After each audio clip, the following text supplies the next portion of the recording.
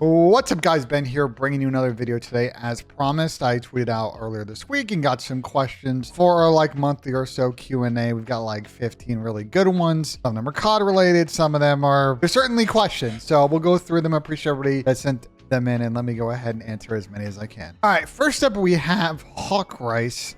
Hawk Rice, that's a cool username. Do you think that Boston can replace Priesta with Nasty or Brack and that would work? Brack, no. Nasty, I could see. Listen, if they are going down this path and the Priesta is the one that goes down, I think Nasty would be probably a better fit of the two. I think Brack's playstyle is a little bit more like Slasher's playstyle, and I don't think it would end in the fashion you want. But I don't know if Boston's really contemplating roster moves right now. I don't really, unless they really play bad the next 2.5 weeks. They go to this Boston event, they play poorly at their home event. At the moment, yeah, Preston needs to play better, but I don't know if roster changes are on the cards. And if I'd make one, it'd be of the two names you mentioned, Nasty coming in. All right, we got my guy Michael C787. Why do you choose to support Spurs of all teams? This one comes up every 2 or 3 Q&A videos, but I'll keep telling the story. There's someone I used to play Halo with who was a big Tottenham fan. I started to really get into soccer in 2009, 2010, so I was trying to figure out what team to support. I had a family friend that was a Liverpool fan. I could have gone in that direction. Instead, I went and started to enjoy watching Tottenham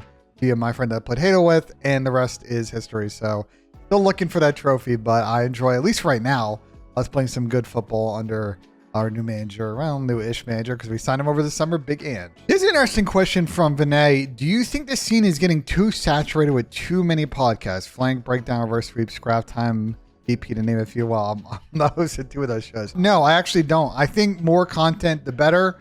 And it gives people more opportunities to consume content, and people come from different perspectives. So I don't think the saturation is an issue. And I would encourage people, if you have a platform or starting a platform, to look into doing a podcast on Call of Duty content. It would be great for the community. All right, we got Newfie with the question here. In your opinion, after the first 2 weeks of qualifiers, I don't know about the comments there, but all good. Which players have had the biggest rises and dips from last season to this season? Biggest rises and dips. I think Big Wake right now, the biggest dip, hasn't played good for Rocker at all. I need to see him step up. I think the biggest rise is probably Simp, but I don't really think that's anything to do with his ability. I think it's more them bringing in Draza and the pace of their team being a little bit better. Plus, he moved to 150 health. I think is bringing out his strengths a little bit more. I don't think he played bad last season. They were a good team and he played good, but right now he's the clear #1 MVP candidate. So I think that would be my answer for both sides of that question. All right, we got Swish with the funny one. Who is the better golfer, you or Rambo? Listen, Ray's a scratch or a plus, and I'm an 11 handicap. So what do you think here, bro? Ray's definitely better than me at golf, 100%. Arise asks, who are some Challengers players Carolina Royal Ravens should be looking at if they continue to struggle with the current roster? I think you're looking at a couple players on Fella's team. I think you're looking at a couple players on, FC Black. I think a few players on Donnie's team have been playing good, especially Don. I know the European quad of guys that were in the league last year also playing well. I think that's sort of your service base. Eric Boom's another player that I think is also playing well, but I think, probably not going to go to Carolina.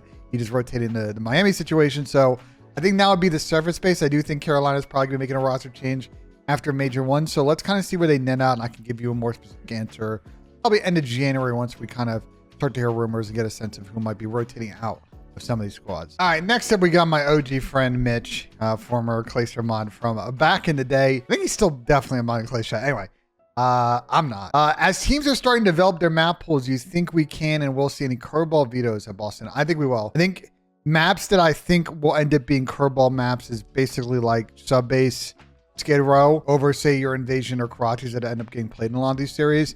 We can see a team maybe get comfortable playing a lot of terminal that not necessarily is so now. That would be sort of the path I would see as far as respawn in S&D. High-res control could be a very interesting map if people master it when we get to LAN, especially with how vetoes work in grand finals. That's a map that if you are good at and some teams are not, could be a huge advantage. So yes, I do think we're going to see some curveballs. COD Stat Track asks, if the CDL breaks up next year, what should be the official format for the league? Number of teams per tournament, number of majors, time frame for the season, and additions. All right, I get this question once in Q&A. So again, I'll bank through this. I think the season should start a few weeks after the game comes out, and run until about, let's say, end of July. I know traditionally sometimes champs has been in August, but I think it makes the season a little bit too long and you kind of end up having these big gaps. I think if we do end of June, end of July ends up being a little bit better. As far as like number of majors, however many events you can fit within that time frame, ideally like somewhere between 6 to 7, because you're talking like November, December, January, February, March, April, May, June, July.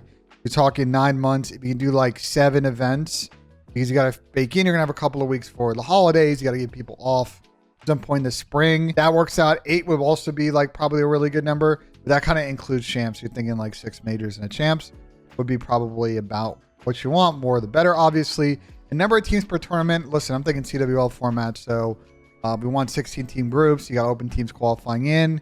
Maybe you've got some set partner teams that always get spots in the bracket. But either way, I think that format, which is going to be very similar to what Halo users, would probably be better than what we have right now. We got Mike asking, what is your top 4 placement for the Boston Major? It's just a question of like the top 4 teams, any of them get upset. And I'm going to say no right now. I think FaZe, Toronto, OPTIC, and New York are probably likely your top 4.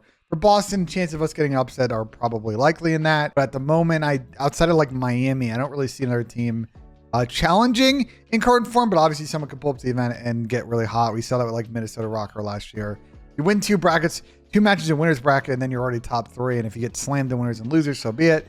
You're top 4 at that point. So just to reiterate, I think the current top 4 is probably what I would say right now. All right, Charles Simpson asks, do you think Comp Con would ever go back to 5v5? I prefer 4v4, but I've wondered if it would be a possibility.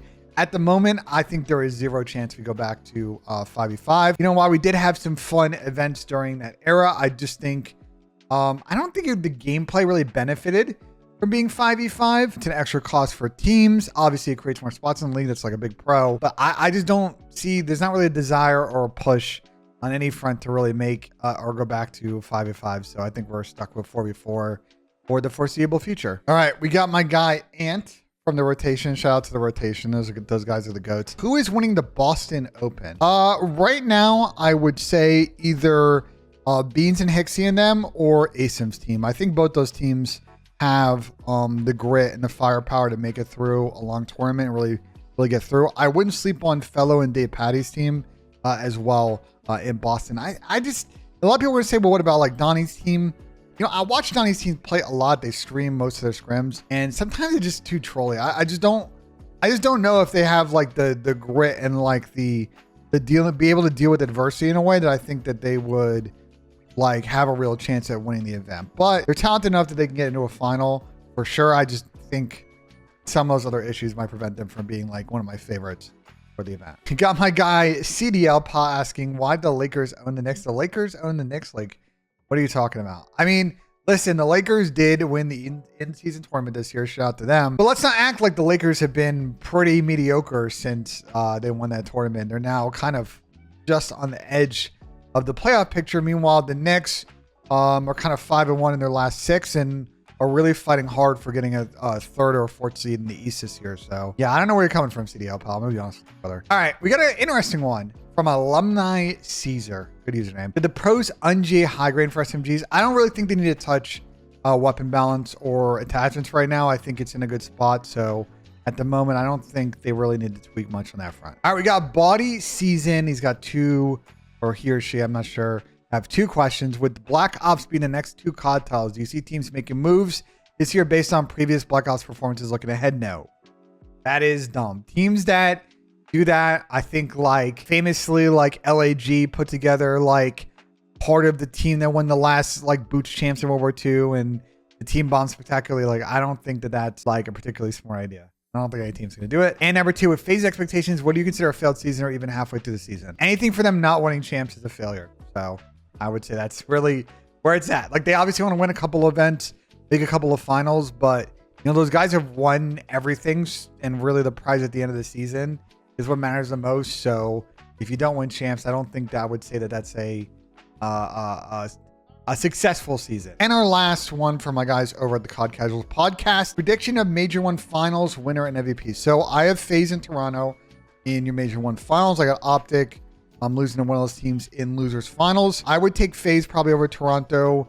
right now based on form. I think your MVP will be either Simp or Draza. I watch Draza a lot at nights, and I think if he kind of comes in hot this week, I think we're going to start having a conversation about Draza might be the second best player on that FaZe team, which could be, that could be really, really scary. I want to put OPTIC in this conversation, but I'm a little curious to see how OPTIC plays off the rip here, because they haven't played as much as FaZe in Toronto, especially FaZe have in the last few weeks, and might take them a minute to get going with their squad because they took such amount of time off for the holidays. All right, well, that will do it for this video. I hope you guys enjoy the Q&A. We try to do these every month, a couple of weeks or so. So I appreciate you all sending in your questions. Let me know in the comments what you think. Like if you enjoyed, subscribe for more. And as always, guys, we will see you on the next one.